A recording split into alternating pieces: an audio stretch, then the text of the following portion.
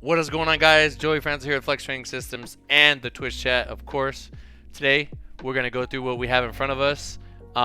As usual, a lot of these videos are inspired by things that just come up to me, things that I observe, things that I deal with, just coaching lifters in general. I try to pass that on to you guys, give you something useful to take away. So today, I wanted to talk about, what is the hardest part about coaching newer lifters, younger lifters. They don't necessarily have to be young in terms of age, because I have some super young guys that are actually very mature. But there are just people that are new to sort of the process of powerlifting, and they don't really understand kind of how to do things to get to where they want to go. So I'm gonna kind of paint a scenario for you, and then of course we're gonna go through that scenario and then give you guys some takeaways at the end of it. So grass is greener. What am I talking about? So typically you get a newer lifter. They started out powerlifting, and let's say they squat like in heels, right? They'll squat in heels. They'll bench a certain way, and they'll do certain things. And they kind of just go based on what they are observing other people doing, and they don't really, have any idea of what they should be doing, based on their leverages, their body type, how they move, and things like that. For me personally, let's say I inherit a new lifter. What we try to knock out as soon as possible is we want to refine their technique. We want to get them moving, correctly, so then we can focus on other things that are gonna significantly drive up their progress. Eventually, while you're going through your progressions or whatnot, you're going to run into some form of adversity, right? You're gonna experience a little bit more fatigue, maybe something in life. Also, a lot of newer lifters, they have like very short-term memory, right? So they will experience something outside the gym in their life, and that will bleed into their training, and then they will have maybe a week or two. Not, I mean, 2 weeks is insane. Like, that's like a really long time. They'll have a couple workouts that aren't they're like below expectation. We already did many videos on setting incorrect expectations, so I'm not really going to get too much into that, but they will think they can lift more than they actually can on the day. And then what happens is, depending on the type of person, you have sort of negative thoughts that seep into your brain, kind of get into your habits, and then you start to kind of be impulsive, right? So in your mind, you might say, all right, my coach told me that I should squat this way, bench this way, and deadlift this way.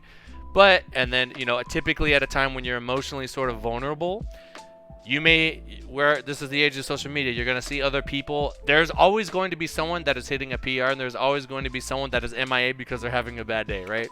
So you're going to see these people kind of similar to you, maybe perhaps, and they're lifting something more than what you can lift, and they're doing it in a different technique. So now, because you're emotional, right? You're emotionally vulnerable. Things aren't going the way that you are. You don't have the sort of mental fortitude to kind of stick that out and stick with a plan and things like that. You don't really have discipline. You can see this other person and you think, well, that person's kind of like me, and they're lifting in a different way that I do it. Maybe they're in flats, or maybe they're in heels, or maybe they bench with their grip wide, or maybe they use a close grip or whatever.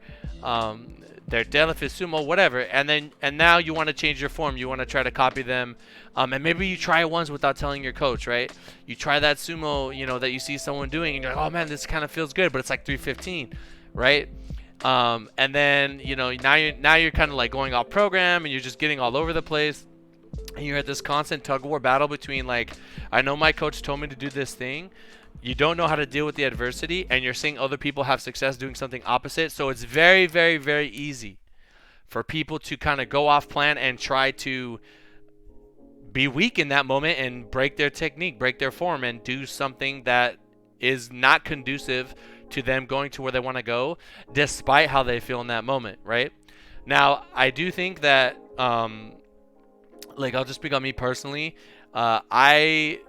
I lose nothing by I want to consider what the lifter is saying. So if they come to me and they say, that's why we say here in the bottom we have communication is key, and they say, hey, I saw this thing, what do you think? That is often what happens. And then I will explain to them. I'll usually say something like, I've already considered this, we should stay where we're at. Or hey, you know what, like, I'm not opposed to trying this thing, but we need to write out what we're doing in order to get to a solid conclusion before we make a change, right? while we have Russ in chat, I'll just use him as an example. You guys know that I've had him benching 4 times a week. And the reason why we did that was kind of like experimentation. I can get him far with 3 times a week benching. I know that I can do this, right? It's going to be, we're going to have bench is bench, right? When you've been benching as long as he has, bench is going to be a little bit more stubborn of a lift, especially because we are limited by our weight class, right? We have to maintain our body weight. That is like the number one thing with powerlifting. Weight moves weight. When you have long arms, pretty much everything you do is going to somewhat resemble a close grip. You're never going to be able to get, super ridiculously wide out or whatever. So we have to try to find other ways to add more to our bench. If we can try to fit it in another day, maybe we can kind of force some progress, things like that. So we experiment, right? This was not something he was pushy with. This is just something that on my own, like yes, things are going well, but like, how can I make things better? Sometimes you want to make changes. If it's not going to knock you off course, that could potentially put you in a better position. Other times, that is like the absolute opposite thing you want to do. Like adding another deadlift day can be extremely invasive, and you got to be super careful with that stuff. That's why everything needs to be kind of educated, right? So you wanna not ignore the lifter's like opinion or what they're thinking or them looking at other things. But at the same time, like if you know what you're doing, like obviously you need to have someone that's competent. And even if you don't know what you're doing, I think you should stick to the plan, write it out, come to a conclusion, and then you can decide if it was good or not, and then if you want to make changes. So that carries us right into this point right here.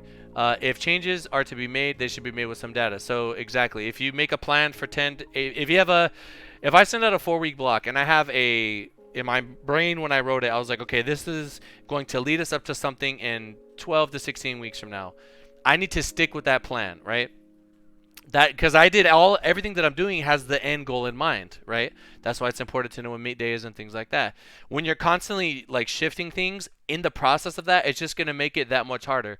The human body, it does well like with repetition. You need to kind of like gradually coax it in the way that you want it to go. When you're constantly changing things, your body doesn't know what to adapt to. Yes, some adaptations, like in bodybuilding, for example, if you're training like a million different chest movements, you're probably going to gain some strength in your chest. But if you want it to be very good at one thing, then you're going to practice that one thing, right? So really quickly, I skipped over invalid opinion. So a lot of younger lifters, like newer lifters, they have opinions, but they don't really have anything to kind of validate it. They just kind of feel it, right? That's why, again, I say communication is key. You need to bring this up. You need to talk through your things. You don't lose anything by bringing up an opposing point of view and then having an intelligent conversation with whoever is, orchestrating your training or trying to help you through a scenario or what. So again, you don't want to be impulsive. You want to stick to the plan. You want to trust the process. You want to ride it out to the end. You want to look at like what are the pros and cons. What did we gain? What did we lose? What did we learn? And then you can say, hey, like we had really, really good progress with this, but I think we might even be able to do a little bit better if we swap to flats and then add these accessories to complement us switching to flats, right? These are often things that I could tell you infinity times. My lifters send their videos for check-in. I'll look at it and I'll be like, oh, that's really good. But like, you know what, honestly, for your next round, I think we're going to add this in because, I think we can squeeze out a little bit more poundage or tonnage here and there, whatever. Right? So you don't want to be impulsive. You want to trust the process. Like I said, communication is key, right? What is the takeaway? Communicate, start the plan and run it through to the end, and then evaluate, and then kind of go from there. If you have a coach and you trust that coach with full confidence, then they're gonna actively be doing that on their own, or at least they should be.